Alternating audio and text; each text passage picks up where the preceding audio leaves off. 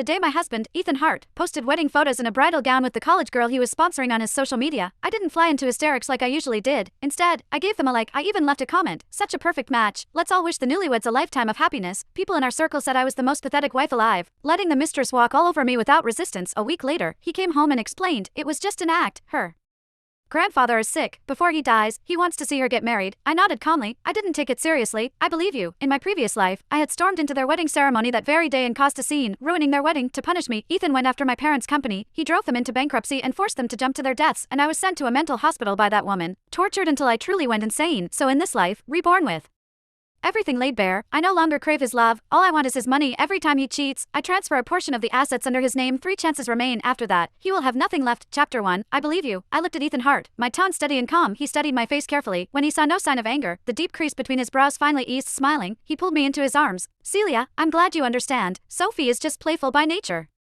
And with her grandfather gravely ill, I really had no choice. I leaned obediently against his chest, but inside, I sneered. In my previous life, it was precisely because I couldn't accept his so-called no choice that I rushed out and made a scene to vent his anger on Sophie's behalf. He ruthlessly crushed my parents' company, forcing them into bankruptcy and driving them to jump to their deaths. I was dragged into a psychiatric hospital by him, forced to take medication, subjected to electric shocks, and beaten by the orderlies. Sophie Collins would occasionally come to see me, nestling in Ethan's arms and mocking me for being like a dog. In the end, I died on a bitterly cold winter night. That was why, from the very first day I was reborn, I began secretly planning to transfer the assets under his name. This time, I no longer believed in a man's love. I believed only in the money I could hold in my own hands. Ethan kept talking to himself. By the way, today is our 3rd wedding anniversary. I'll make it up to you properly, I promise. No one will disturb us tonight. He raised 3 fingers solemnly, swearing an oath. I nodded and replied sweetly, all right, whatever you say. Seeing how agreeable I was, Ethan's mood lifted immediately. Over the next few hours, he busied himself with preparations. From the balcony, I heard him on the phone, his voice deliberately lowered. The best table in the restaurant, yes, the one with a full view of the city lights. Is the fireworks display ready?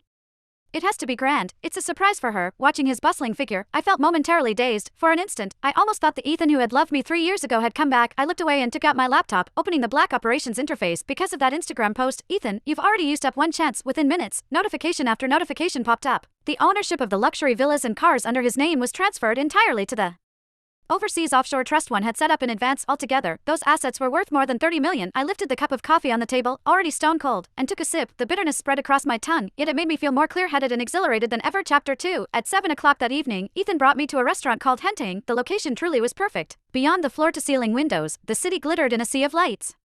Ethan pulled out a chair for me like a gentleman and said with a smile, Celia, have something to eat first. There's a big surprise waiting for you later. I cut a small piece of steak and had just put it in my mouth when his phone rang. It was his exclusive ringtone. His expression shifted slightly, and he answered at once. On the other end came Sophie's tearful voice, Ethan, Grandpa suddenly got